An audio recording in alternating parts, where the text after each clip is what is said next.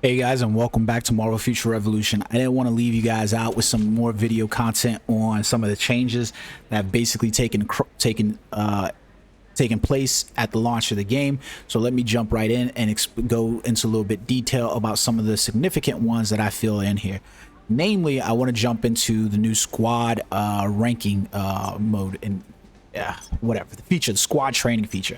I think this mode is probably the most significant change that they brought inside the game, besides the costume fusion feature, because I feel like this is going to be the most rewarding feature, and I feel like this is going to be one of the features that players, thank Netmarble for, because no matter whether you're a free-to-play player or a play-to-play player, this is going to be one of those things that basically rewards you for stuff for just doing and playing the game, which reminds you that the game is about having fun. For instance, you can see that we start over here with the squad training, and we're going to get crystal rewards right away just for reaching our squad rank up to 20. As you go up there, you can see, like, getting to squad rank 4, I'm getting a 4-star core box. I'm also getting, more crystals when I reach rank 60. I'm getting more crystals when I reach rank 80. I don't know why they would put a 4-star at rank 100 when clearly Netmarble is really weird about this shit. I'm gonna say this. They do some weird things. You never understand Netmarble. If you've played Marvel Future Fight and you've seen any videos on that, you kind of understand this. Think about this. So we literally got over here, we got a 4-star core box. Right at squad training for just getting to rank 40, and then in between that we got 100 crystals and 150 crystals, but for some reason when we reach squad rank 100 we get another 4-star core box. What the like I said, Netmarble does some weird shit. But then we get inside here, and here we are, we're getting rank 120, we get some more crystals. But then we reach 140 and we get another 4-star core box. What? Clearly, they understand the acceleration in ranking, right? Because clearly you're giving me crystal rewards that go 150, we start at 50, 100, 150. So you clearly understand the escalation effect of more time invested should mean more rewards, because you're giving me crystals. So why would you not take that same step with these core boxes? I don't understand Netmarble. They do stuff like this all the time, and it annoys the shit out of me. So then we go over here. You can see we're on, squad rank training. We get reach 80 total levels among all heroes, meaning that you play your characters. You got to level. Trust me, you're going to level up all your squad. I told you guys from the very beginning, highly important for you to level up all of your characters across the board. You do not, and please don't do this, you do not have to invest in their specializations. You don't have to invest in their skills.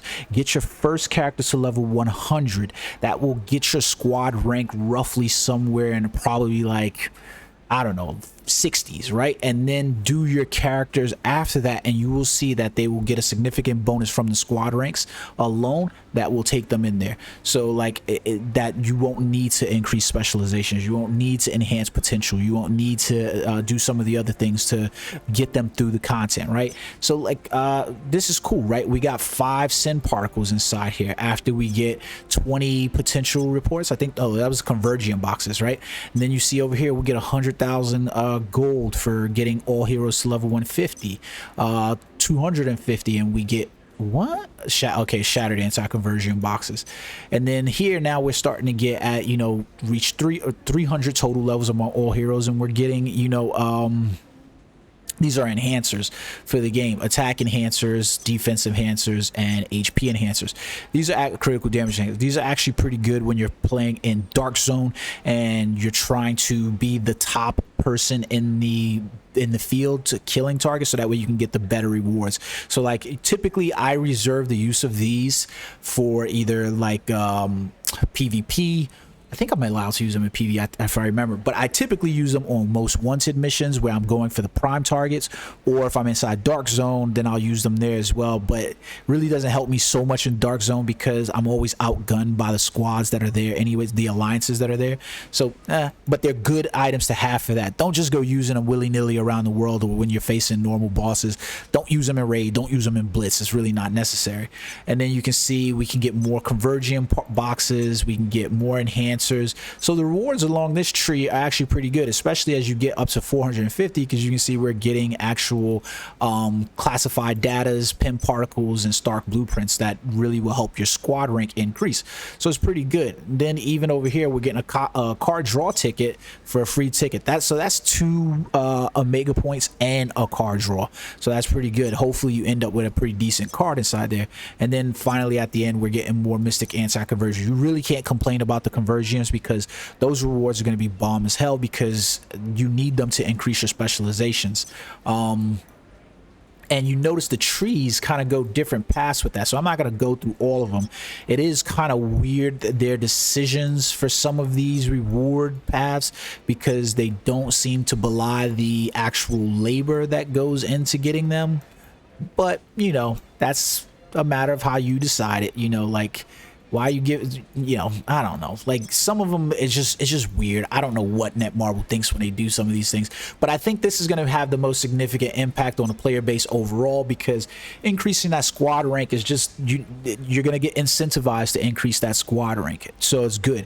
Now talking about squad rank, right, one of the things I told you guys before in a previous video, a little tip for you, is that your first set of crystals that you get, put aside 1,600 crystals so that way you can purchase the actual slots for your characters. So you're going to start out the game with 4 slots and you can basically put them, and then these 4 slots right here are going to really fucking matter. You can obviously see from inside the squad rank, the squad training, right, because you want to be able to add each of those characters. Now keep in mind they did something, they changed something, right? So one of the things they changed is what people were doing before was they would go in here, play Storm, delete, you know, get Storm to level 100, delete Storm, and then replay her or whatever. And at first they did a increased window, and now they just removed the feature altogether, so you can't delete characters anymore from your squad. They're there, they're permanently there. This was obviously a good idea, and obviously one bore out of, you know, necessity, because obviously it was not helping the system. So there's things I'll admit, you know, they probably do by mistake, and it's not a good idea. Adding that, having that feature in there where people could abuse it, clearly was not a good thing. But you want to, each of those additional slots is going to cost you 400 crystals.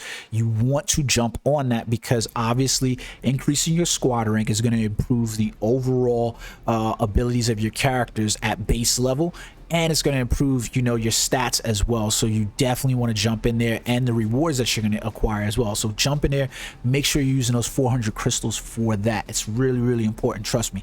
So it's a really, really good feature. I think the squad rank thing is probably bar none one of the best features inside there. Make sure that you're investing time into increasing that squad rank.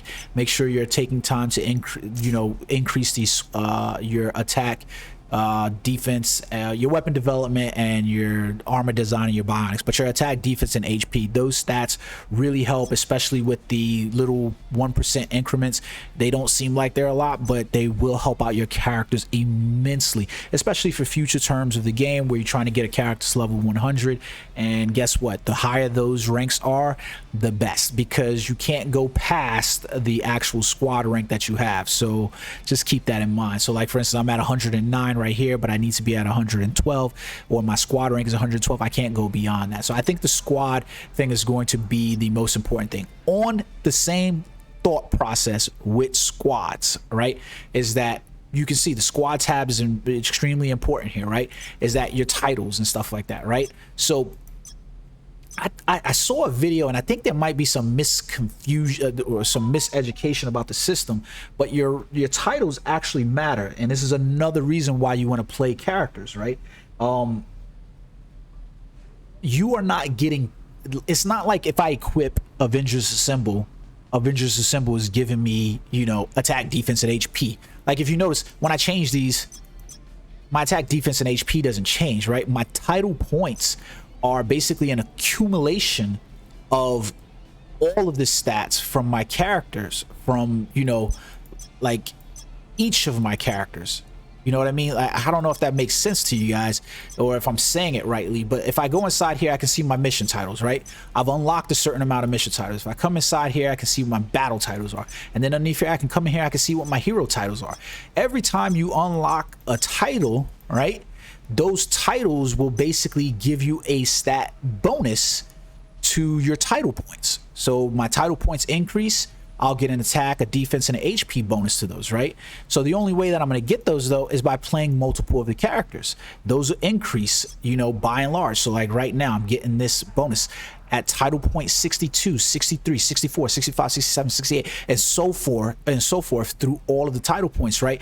You can see what the effects of those skills are going to be, right? I don't know what the max number is. What is it? 103. So I would have to go and look at what the max is, but you can basically see how those are being affected, right? Now, the only way you're going to unlock these titles, right? Most of the titles unlock just from playing the game. I mean, you don't have to do anything to unlock these title effects other than just take a character, you know, go through the game and play them, reach a certain level, and that's going to unlock the titles. The mission titles are unlocked the first time you complete all the missions. I have not reached Dark Zone weekly rank 1 at the end of the season. I don't imagine that's ever going to happen to me. I would love for it to, but it's not going to happen. And then you can see over here, like, all the titles, right? These are going to be unlocked for you, and you can see the requirements are pretty simple. So that's your title stuff, right? It's very fucking simple. Easy way at boosting up your character's ability to complete content without having to invest in their specializations, their potentials, and so forth. Just go inside the title and literally play a character, get them to level 100, and do that with every character that's come out. The next thing is your card storage, right? I don't really suggest increasing the card storage inventory slot size over here. You can see the max is 250. I don't really think that is needed, or that is a necessity. Once you start playing with characters, you're going to kind of start seeing the kind of comic cards that you want to equip to the character, the sets that you want to equip. Just drop in any of your 3-star and below cards here. Don't forget, you can also change over your 5-star cards and have them stored in here, so that way other characters can actually pick them up and equip them. They'll get all of the boosts from those cards. What they won't get is those exclusive stats. That's why I keep telling you guys, do not open up any card boxes that are going to be 4-star and above, or costumes 4-star and above, or draw anything where you have the potential of getting 4-star and above cards, because it's kind of important. Those stats will help boost your other characters, though, so be wary of that. Like, for instance, I have multiple versions of Kingpin, and I have some of him even inside my card storage, but I have him there specifically because he's 3-star, and I might want to give him to another character. Thor might get released next month, I don't know, and guess what? I want to have that Kingpin card for him. You know what? Because some of the 4-star effects are good as well, right? Here we go with the mighty Thor card, right? Super villain damage. I might want to put that card on him and have him get given to that, right? So be aware of that, right? Next thing is that I want to make you pay attention to is your squad storage. Besides paying that 400 crystals for, you know, your character slots, you want to make sure that you're paying this slot right here. You want to expand this. Trust me, you want to expand this, because this is where you're going to largely be, you know, moving items back and forth between, you know, not between, well, between characters, but, you know, like if I have playing Doctor Strange, I mistakenly did 50 levels of that, so don't judge me or whatever, but I knew I was going to be playing Doctor Strange, so I kind of did it. Didn't really mean to, but you're going to have that 150, right? You want to make sure that you have the ability to just store all those items in here, and it's really simple. I just click on all the items that I want to store that I've been collecting, and I literally just hit store, and they're all sent there, right? It's not like, you know, items take up space. It's your battle badges. Your battle badges seem to take up the most space, and like I told you guys, I keep all my 5-star and 6-star battle badges for the time being. I probably will delete some of them and get rid of them. They take up the most amount of space. You can do your cores, and you can do costumes switching over as well. Like, for instance, I have no intention of ever probably playing as Black Widow. So if I play through the story with Black Widow, I might get, you know, 20 to 30, you know, 1-star costume pieces. I can drop those in here and use them on another character to rank up a costume set and use that as fodder. So that's a good place for you to use them. So like, the point is to tell you is that, you know, that squad page, and in terms of laying out your base stats across the board for your team, highly important. Stick on it, stay on top of it, because you definitely want to plan out that. I would suggest that you get a character to level 100 and then slowly bring up other characters in tiers. It's going to probably be the best way for you to play. All right, guys, so remember what I said before in previous videos. Do me a favor, hit that like button, hit the subscribe button, engage in the comments. All of that's helping me bring you content, and I hope you guys enjoy it. Until next time, peace.